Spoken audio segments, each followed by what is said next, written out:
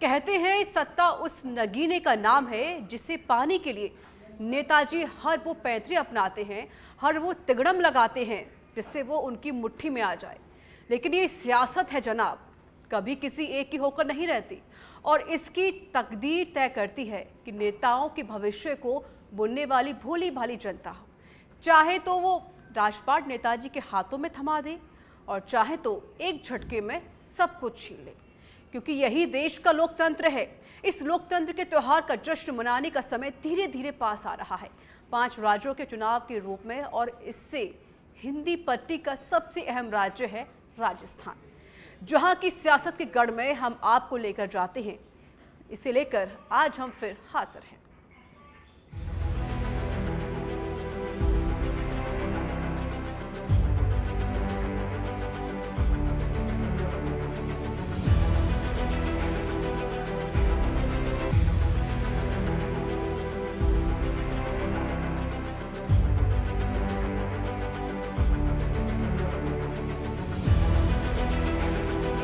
लक्ष्मणगढ़ की जनता सुभाष महरिया जी को बता देगी कि क्या चुनाव होता है।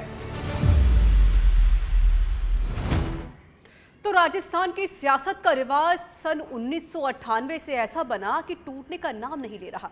अब ऐसे में आने वाले कुछ ही दिनों में ये भी पता चल जाएगा कि ये परिपाटी टूटती है या फिर जारी रहती है। दरअसल प्रदेश की कुछ सीटों का भविष्य उनके इतिहास से तय होता है, उनके प्रत्याशियों के अतीत से तय होता है। आज हम बात करेंगे सीकर की लक्ष्मणगढ़ सीट के बारे में। जयपुर संभाग में शामिल सीकर जिले में वैसे तो 8 विधानसभा सीटें हैं, लेकिन इनमें से सबसे हॉट सीट है लक्ष्मणगढ़ की, जहां से कांग्रेस के विधायक प्रदेश कांग्रेस कमेटी के अध्यक्ष गोविंद सिंह डोटासरा हैं, जिन्हें कांग्रेस ने अपना उम्मीदवार बनाया है। तो वहीं डोटासरा को टक्कर देंगे बीजेपी में घर वापसी करने वाले सुभाष महरिया, जो बीजेपी से प्रत्याशी बनाए गए हैं। हालांकि सुभाष महरिया जब कांग्रेस छोड़कर बीजेपी में शामिल हुए थे, तभी इसके कयास लगाए जा रहे थे कि सुभाष को लक्ष्मणगढ़ की सीट से प्रत्याशी बनाया जाएगा, और इसे पुख्ता किया बीजेपी की पहली सूची ने, जिसमें सुभाष महरिया का नाम लक्ष्मणगढ़ सीट से लिखा था।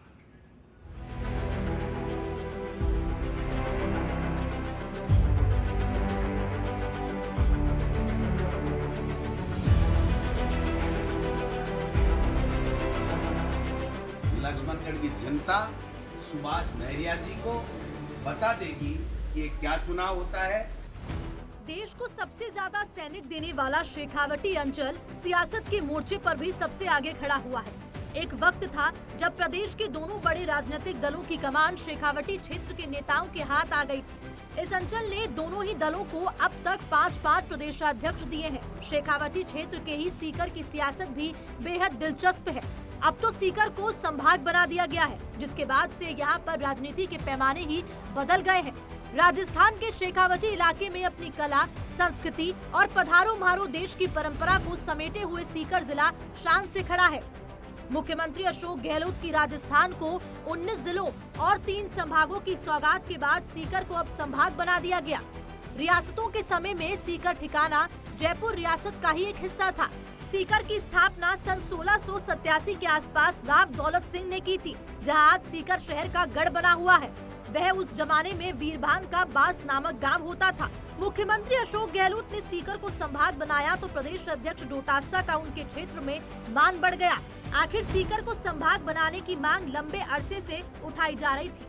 अरे सीकर ने संभाग चाहे के, सीकर ने संभाग चाहे के। धन्यवाद। सुनगी मुख्यमंत्री जी नावाग। ये मुझे पिछले एक साढ़े तंग कर रहे हैं, बताइए आप। मैंने कहा भाई कि अभी इसमें कमेटी बनी हुई है, कमेटी रिपोर्ट आने दो, थोड़ा इंतजार कीजिएगा। धन्यवाद। गोविंद सिंह डोटासरा शेखावटी क्षेत्र से ही आते हैं। वो सीकर की लक्ष्मणगढ़ विधानसभा से विधायक हैं। वो एक कद्दावर जाट नेता भी माने जाते हैं। शेखावटी में जाटों का दबदबा शुरुआत से रहा है, इसलिए तो भाजपा ने भी जाटों को साधने के लिए सतीश पूनिया को प्रदेश अध्यक्ष की कमान सौंप दी थी। ये एक ऐसा वक्त था जब दोनों धुर विरोधी और बड़े राजनीतिक दलों के दोनों प्रदेश अध्यक्ष एक ही क्षेत्र और एक ही वर्ग से आते थे। सतीश पूनिया भले ही आमेर से विधायक हैं, लेकिन उनकी पैदाइश चूरू की है। लक्ष्मणगढ़ सीट का इतिहास भी बेहद दिलचस्प रहा है। ये क्षेत्र कांग्रेस का गढ़ माना जाता है। यहाँ 15 में से 10 दफा कांग्रेस ने जीत हासिल की हुई है। लक्ष्मणगढ़ सीट कांग्रेस के लिए कितनी अहम और भाग्यशाली है, वो आप इन आंकड़ों से देख सकते हैं। 2008 से 2018 तक लगातार कांग्रेस से गोविंद सिंह डोटासरा विधायक रहे हैं। 10 बार कांग्रेस ने इस सीट पर कब्जा जमाया है। बीजेपी को सिर्फ एक बार विधायकी का मौका मिला। राजस्थान में कांग्रेस इस समय बेहद मजबूत स्थिति में है और इसका क्रेडिट कई बार मुख्यमंत्री खुद प्रदेश अध्यक्ष डोटासरा को भी देते हैं। बीजेपी ने जब सतीश पूनिया को प्रदेश अध्यक्ष बनाया था, तब कांग्रेस ने भाजपा को जवाब देने के लिए गोविंद सिंह डोटासरा पर दांव खेल दिया और प्रदेश अध्यक्ष बनाकर जाट के सामने जाट रखकर इस सियासत को और भी गर्म कर दिया। सीकर को संभाग बनाने में गोविंद सिंह डोटासरा का भी बहुत बड़ा हाथ है। ऐसे में लक्ष्मणगढ़ में ही नहीं बल्कि पूरे सीकर में डोटासरा का प्रभाव देखा जा सकता है। ऐसे में पार्टी बदलकर बीजेपी में शामिल हुए सुभाष मैरिया को पार्टी ने डोटासरा को टक्कर देने के लिए खड़ा किया है। अब ऐसे में देखना होगा कि चुनावों में बाजी किसके हाथ लगती है। ब्यूरो रिपोर्ट, सच में धड़क। और इस बार लक्ष्मणगढ़ सीट का मुकाबला काफी ज्यादा दिलचस्प होने वाला है, क्योंकि पीसीसी चीफ गोविंद सिंह डोटासरा के सामने बीजेपी की तरफ से पूर्व केंद्रीय मंत्री और पूर्व सांसद सुभाष महरिया चुनावी मैदान में खड़े हुए हैं, क्योंकि ये दोनों ही शेखावाटी इलाके के दिग्गज जाट नेता भी माने जाते हैं। अब ऐसे में ये लड़ाई एक क्षेत्र के साथ साथ एक ही जाति वर्ग की भी होने वाली है और ये मुकाबला तब और ज्यादा दिलचस्प हो जाता है जब दोनों में से एक उम्मीदवार विरोधी पार्टी के सदस्य रहा हो। इस सीट पर इन दोनों दिग्गज नेताओं की टक्कर क्या सियासी गुल खिलाने वाली है, इस रिपोर्ट पर देखिए।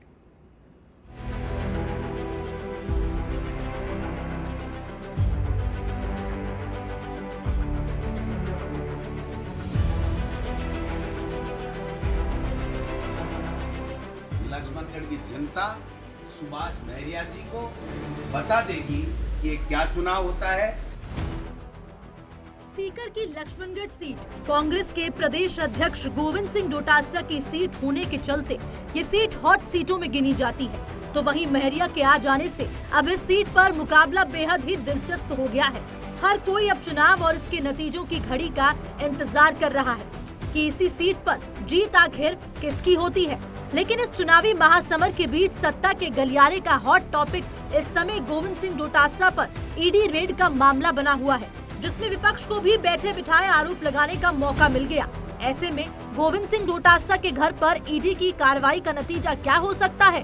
क्या इसका फायदा बीजेपी के सुभाष महरिया उठा ले जाएंगे या फिर डोटासरा इस कार्रवाई से पार पाकर फिर से विधायकी वापस हाथ में ले पाएंगे? राजस्थान विधानसभा चुनाव की तारीखें जैसे जैसे पास आ रही है, वैसे ही सियासी सरगर्मी भी तेज होती जा रही है। प्रदेश की हॉट सीटों में शुमार सीकर की लक्ष्मणगढ़ सीट से विधायक गोविंद सिंह डोटासरा के घर पर जब अचानक ईडी की टीम रेड डालने पहुंची, तो सीकर से लेकर जयपुर और फिर दिल्ली तक इसकी खबर आग की तरह फैल गई। राजस्थान की सियासत में तो जबरदस्त हड़कंप मचा हुआ है। इस रेड के खिलाफ जयपुर में ईडी दफ्तर के बाहर जमकर हंगामा हुआ। कांग्रेस कार्यकर्ताओं ने जयपुर से सीकर तक विरोध प्रदर्शनों की झड़ी लगा दी। इस पर मुख्यमंत्री गहलोत से लेकर गोविंद सिंह डोटासरा तक के बयान सामने आ गए। उन्होंने इस कार्रवाई को राजनीति द्वेष बताया। सवाल पीसीसी प्रेसिडेंट का नहीं है, सवाल मेरे सन का नहीं है, सवाल है कि पूरे देश के अंदर आतंक मचा रखा है। पीसीसी प्रेसिडेंट का शपथ पढ़ना मायने रखता है। एक पार्टी का मुखिया जिसको नोटिस भी नहीं दिया आपने, छापे पर कब पढ़ते हैं आप? नोटिस दिया नहीं, कोई केस दर्ज नहीं, कोई शिकायत नहीं। और शिकायत करने वाले कौन है? उनकी खुद की क्रेडिबिलिटी क्या है? कुछ लोग ऐसे हैं राजस्थान के अंदर जिनका काम धंधा यही है, अपने करोड़ी महीना एक टिकट लेने की खातिर पूरा मिला हुआ है। उनको काम ही सौंपेगा था साल भर से। उनके बीजेपी ने जाके ईडी में शिकायतें करो, गणपति प्लान में जाके बैठ गए। कांग्रेस पार्टी उसके नेता कोई घबराने वाले नहीं है, चाहे वो कितना ही ईडी का दुरुपयोग करे। हमारे यहाँ जो टीडी दल आता है उस टीडी जो पाकिस्तान से आता है टीडी दल, वो फसलों चट कर जाता है। ईडी इनकी फसलों को चट कर जाएगी। जहाँ जहाँ चुनाव होते हैं वहाँ जाके ईडी छापे डालती है, चुनाव हम जीतते हैं। ये जो कार्रवाई भारतीय जनता पार्टी जिस तरीके से माहौल बनाना चाहती है, बिगाड़ना चाहती है, मैं समझता हूँ कि ये प्रजातंत्र के लिए ठीक नहीं है। हम तैयार हैं, जो भी ईडी को कोई भी पूछताछ करनी हो, कोई भी जानकारी लेनी हो, हम उनको जानकारी उपलब्ध कराएंगे। जो भी दस्तावेज चाहिए उनको वो हम दस्तावेज उपलब्ध कराएंगे। अगर कहीं भी एक आलपिन की नोक जितना भी हमारा किसी पेपर लीक में किसी भी परिवार के सदस्य का अगर कोई इन्वॉल्वमेंट पाया जाए तो हम लोग पूरी तरीके से स्पष्ट करना चाहते हैं कि न तो हमारा पेपर लीक से कोई संबंध है, न हमारा कलाम कोचिंग से कोई संबंध है। केवल और केवल ये वातावरण दूषित करने का काम भारतीय जनता पार्टी कर रही है। इसका हम मुंहतोड़ जवाब देंगे और जनता के बीच में जाएंगे, जनता को इनकी सच्चाई बताएंगे और जो जनता फैसला करेगी वो फैसला हमें स्वीकार होगा। मैं 1.5, 2, 3 महीने से सुन रहा था कि महरिया जी लोगों को ये कह रहे हैं कि चुनाव को रंगीन बना दूंगा। अगर यही रंगीन था तो महरिया जी ने बहुत बड़ी गलती करी। आपको बता दें कि ये कार्रवाई डोटासरा के अलावा महुआ विधायक ओम प्रकाश हुड्डा के घर पर भी हुई थी। ऐसे में बीजेपी को तो जैसे बैठे बिठाए सत्ता पक्ष के खिलाफ एक हथियार हाथ लग गया हो। बीजेपी से तारानगर के प्रत्याशी राजेंद्र राठौड़ ने यहाँ तक कह दिया कि जैसी करनी वैसी भरनी। जैसी करनी वैसी भरनी।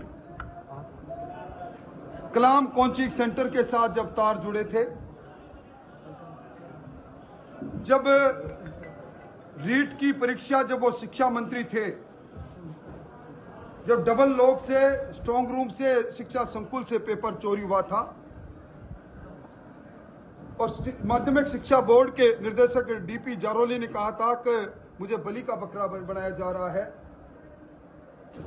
तभी से लगा था कि कोई न कोई बड़ा उच्च पदस्थ व्यक्ति पेपर माफियों की सरपरस्ती में है।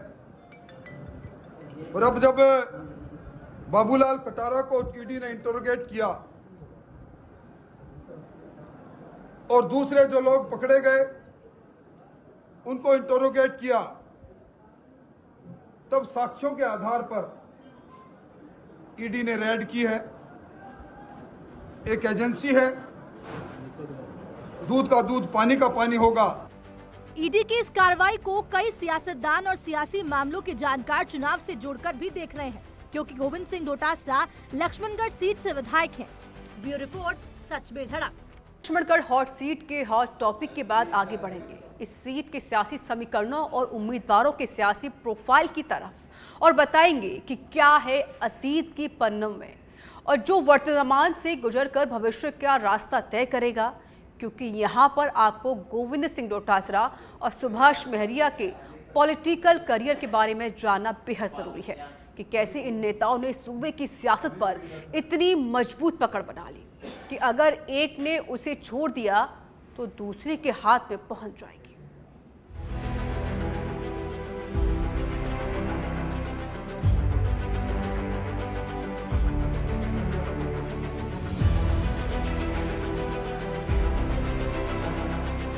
लक्ष्मणगढ़ की जनता सुभाष महरिया जी को बता देगी कि ये क्या चुनाव होता है। सबसे पहले आपको बताते हैं मौजूदा गोविंद सिंह डोटासरा के बारे में, जिन्होंने राजस्थान प्रदेश कांग्रेस कमेटी के अध्यक्ष जैसी भारी भरकम पद भी संभाला हुआ है। डोटासरा इसी सरकार में शिक्षा मंत्री भी रह चुके हैं, लेकिन एक व्यक्ति एक पद के कांग्रेस के संकल्प के चलते उन्होंने शिक्षा मंत्री के पद से इस्तीफा दे दिया था। डोटासरा मुख्यमंत्री गहलोत के सबसे करीबी माने जाते हैं। गोविंद सिंह डोटासरा को मुख्यमंत्री गहलोत ने पीसीसी चीफ बनाया और उन नेताओं के मुंह बंद कर दिए जो कहते थे कि मुख्यमंत्री गहलोत जाट समुदाय के तेज तर्रार नेताओं को तवज्जो नहीं देते। इसके साथ ही उन्होंने सतीश पूनिया के जरिए भाजपा की जाट पॉलिटिक्स को भी खुली चुनौती दी। मुख्यमंत्री अशोक गहलोत के बेहद करीबियों में गिने जाने वाले गोविंद सिंह डोटासरा का सूबे की सियासत में क्या रोल है, ये उनके प्रदेश अध्यक्ष से ही मालूम हो जाता है। गोविंद सिंह डोटासरा के साथ एक्स फैक्टर उनका जाट होना भी है। डोटासरा के सियासी सफर के बारे में अगर बताएं तो डोटासरा का जन्म 1 अक्टूबर 1964 को सीकर के लक्ष्मणगढ़ में हुआ। उन्हें राजनीति में 25 साल से ज्यादा का अनुभव है। पेशे से वकील डोटासरा ने राजनीति की शुरुआत 1981 से की। छात्र राजनीति से आगे बढ़ते हुए यूथ कांग्रेस में कदम रखा। वे 1984 से 88 तक NSUI के महासचिव भी रहे। फिर 1989 से 1995 तक यूथ कांग्रेस सीकर के उपाध्यक्ष रहे। इसके बाद करियर ग्राफ बढ़ा तो 1996 से 2000 तक विधि प्रकोष्ठ के कोऑर्डिनेटर और फिर 2001 से 2003 तक सीकर जिला कांग्रेस के सचिव रहे। 2003 में उनका प्रमोशन हुआ और वो 2010 तक सीकर जिला कांग्रेस महासचिव रहे। इसके अलावा 2005 से 2008 तक लक्ष्मणगढ़ पंचायत समिति के प्रधान भी रहे और 2011 से 2018 तक सीकर जिला कांग्रेस अध्यक्ष रहे। डोटासरा 2014 में राजस्थान प्रदेश कांग्रेस कमेटी में उपाध्यक्ष भी बने। फिर 2020 में पार्टी के प्रदेशाध्यक्ष बने। डोटासरा लगातार 3 बार से विधायक हैं। वो 2008, 13 और 18 में लक्ष्मणगढ़ से विधानसभा चुनाव जीते तो 2016 में उन्हें बेस्ट MLA का अवार्ड भी दिया गया। खास बात यह है कि डोटासरा ने अब तक एक भी चुनाव नहीं हारा है। अब वहीं डोटासरा के प्रतिद्वंदी सुभाष महरिया का करियर ग्राफ देखें तो पाएंगे कि महरिया का शेखावटी में वर्चस्व कुछ कम नहीं है। जाट चेहरे के तौर पर उनका जनाधार भी अच्छा खासा है। सुभाष महरिया का जन्म 29 सितंबर 1957 को हुआ। वो पेशे से किसान, सामाजिक कार्यकर्ता और उद्योगपति हैं। वो साल 1998, 99 और 2004 में लोकसभा के लिए चुने गए। महरिया 1996 के चुनाव में कांग्रेस के हरि सिंह से हार गए थे। इसके अगले ही चुनाव में उन्होंने हरि सिंह को हराया। इसके बाद लगातार 3 बार यहां से सांसद चुने गए। महरिया अटल बिहारी वाजपेयी सरकार में मंत्री भी रहे। वो बीजेपी के किसान मोर्चा के राष्ट्रीय उपाध्यक्ष भी रह चुके हैं। महरिया 1998 और 99 से लोकसभा के चुने गए। इसके बाद 2004 तक केंद्रीय राज्य मंत्री ग्रामीण विकास मंत्रालय में रहे। 2004 में फिर लोकसभा के लिए निर्वाचित हुए। इसके बाद 2010 में भी भाजपा राष्ट्रीय कार्यकारिणी के सदस्य बने थे। फिर 2011 में उन्हें बीजेपी किसान मोर्चा के राष्ट्रीय उपाध्यक्ष बनाया गया था। लेकिन साल 2009 के चुनाव में हार के बाद 2014 के चुनाव में भाजपा ने उन्हें उम्मीदवार नहीं बनाया तो वो पार्टी से नाराज हो गए और अगला चुनाव 2019 में कांग्रेस के टिकट पर भाजपा के खिलाफ लड़ा। लेकिन इस चुनाव में कांग्रेस को एक भी सीट नहीं मिली थी। सुभाष महरिया ने भाजपा ज्वाइन की तो उन्होंने कांग्रेस पर जमकर तीखे तीर चलाए। उन्होंने कहा था कि कांग्रेस में गुटबाजी के चलते पार्टी में अभूतपूर्व स्थिति पैदा हो गई है। राज्य सरकार में भ्रष्टाचार के भी आरोप लगाए। क्या कुछ कहा था सुभाष महरिया ने, एक बार फिर से सुनिए। कांग्रेस का जो घोषणा पत्र जारी हुआ, मैंने भी पार्लियामेंट का इलेक्शन लड़ा है। उस घोषणा पत्र में जिन जिन बातों का खुलासा था, साल 1.5 साल बाद देखने में आया उनके ऊपर कोई क्रियान्वयन नहीं। चाहे किसान का हित हो, चाहे नौजवान का हित हो, चाहे किसी योजना की बात हो, हर योजना के साथ जो भ्रष्टाचार जो है वो 30 से 35-40% तक पहुंच गया। और ऐसी परिस्थिति में बार बार कहने के बावजूद कोई किसी प्रकार की कार्रवाई और स्टेप, हमारे मित्रों ने, कार्यकर्ता बंधुओं ने कहा कि भाई सुभाष, अपने को निर्णय करना पड़ेगा, खींच के बात कर लो। खींच के बात की गई और खींच के बात करने का नतीजा ये निकला कि चाहे बिजली की बात हो, चाहे कोऑपरेटिव सेक्टर की बात हो, चाहे किसान हितों की बात हो, रीट का मामला आने के बाद जब हमने बात रखी कि रीट के इस पेपर के लीक होने के कारण कई हजारों परिवारों की जिस कदर पे बर्बादी हुई है, उसके बारे में मैंने उनको तथ्य पेश किए, लेकिन कोई जवाब नहीं मिला। और आज लाखों बेरोजगार भाई बहन जो है वो किस कदर भटक रहे हैं, ये सब बड़ी बातें आप जानते हैं। अगर सुभाष महरिया जी मेरे सामने चुनाव लड़ना चाहते हैं, ये लक्ष्मणगढ़ की जनता है भाई साहब, बाप और बेटे और माँ जाए भाई का सब प्यार मुझे दिया और मैंने दिया है, समझे ना। लक्ष्मणगढ़ की जनता सुभाष महरिया जी को बता देगी कि ये क्या चुनाव होता है, और राजस्थान की जनता राजस्थान में बता देगी कि हम लोग कांग्रेस के सच्चे सिपाही हैं, कांग्रेस के लिए जान दे सकते हैं, कांग्रेस के लिए काम करते हैं, 36 कौमों को साथ लेकर के चलते हैं। इसलिए कांग्रेस राजस्थान में फिर से आएगी। सुभाष महरिया जाट समाज के दिग्गज नेता है। कांग्रेस में जाने से महरिया का वोट बैंक भी उनके साथ चला गया था, जिससे कांग्रेस को फायदा मिला। ऐसे में अब वो बीजेपी में आ गए हैं तो इसका इफेक्ट भी भाजपा को मिल सकता है, क्योंकि पिछले लंबे समय से कांग्रेस ने इस सीट को अपना गढ़ बना रखा है। यहाँ से भाजपा लगातार चुनाव हार रही है, चाहे मोदी लहर हो या कुछ। और इस सीट के बारे में कहते हैं कि यहाँ पर चेहरे को जनता का सपोर्ट मिलता है, पार्टी से कोई फर्क नहीं पड़ता। शायद यही वजह है कि पिछले 3 चुनावों से गोविंद सिंह डोटासरा को जीत मिल रही है। ये सीट 2008 में हुए परिसीमन के बाद सामान्य हो गई थी। इसके पहले ये सीट आरक्षित थी। वहीं अब इस बार का ये चुनाव बेहद दिलचस्प हो चला है। ब्यूरो रिपोर्ट, सच में धड़क। और अब सियासत के गलियारों में सीकर का नाम बड़े जोरों शोरों से उछल रहा है। वजह यहां से राजस्थान की राजनीति में बड़े बदलाव की बात कही जा रही थी। उससे भी खास बात यह है कि इस बदलाव का दावा बीजेपी या कांग्रेस नहीं, बल्कि हरियाणा की पार्टी जेजेपी ने किया था, जो अब राजस्थान के चुनाव में उतरने जा रही है। उसने अपने कुछ प्रत्याशियों का ऐलान भी कर दिया है। अब ऐसे में यहाँ के समीकरणों में क्या बदलाव हुए हैं, इस रिपोर्ट पर देखिए।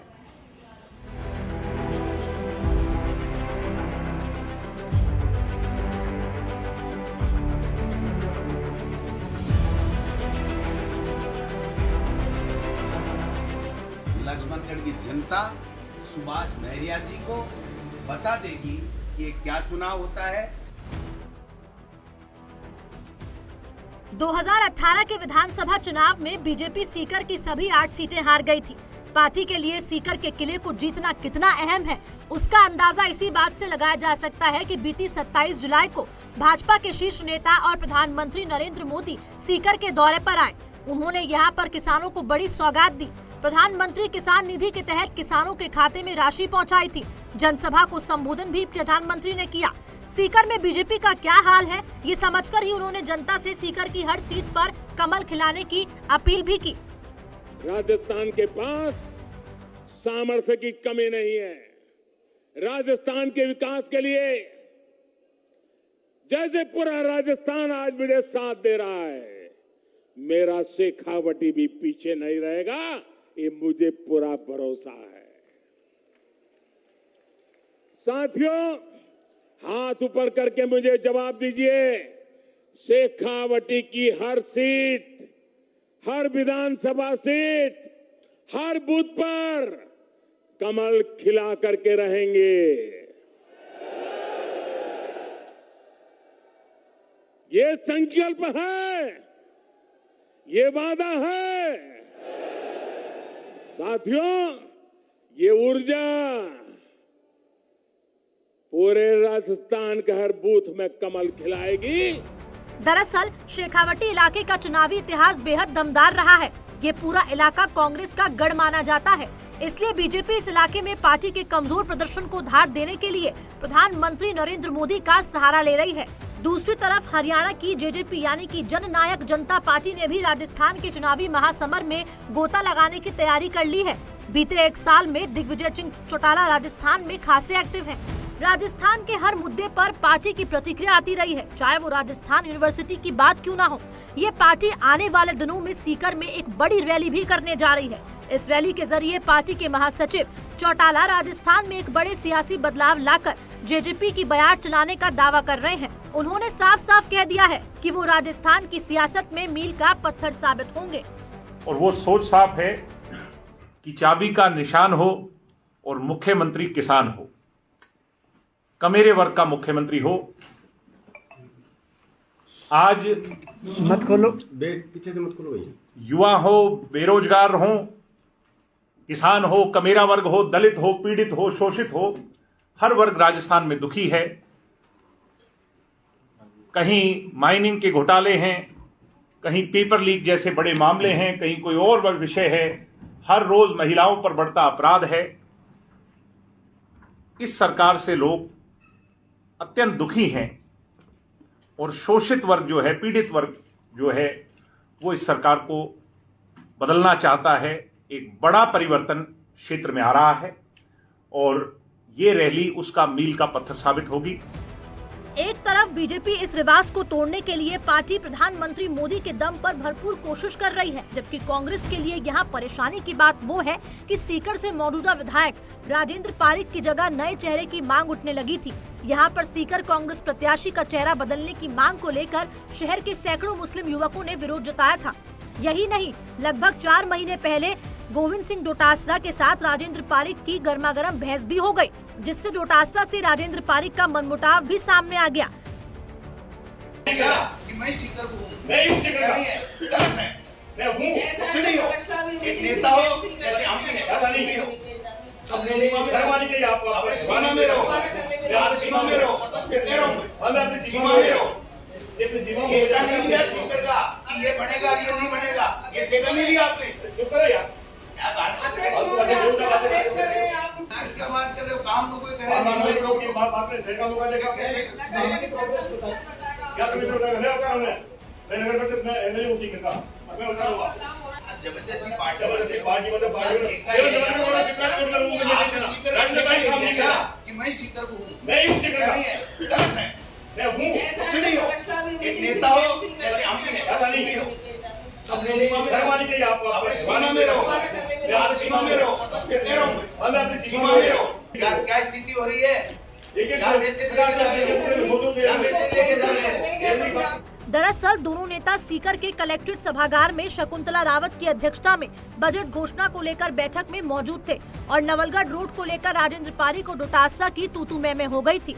हालांकि अब कांग्रेस ने राजेंद्र पारीक को अपना उम्मीदवार बना दिया है। ब्यूरो रिपोर्ट, सच में धड़क। तो इसी के साथ हमारे खास कार्यक्रम सियासत के गढ़ में इतना ही। नमस्कार।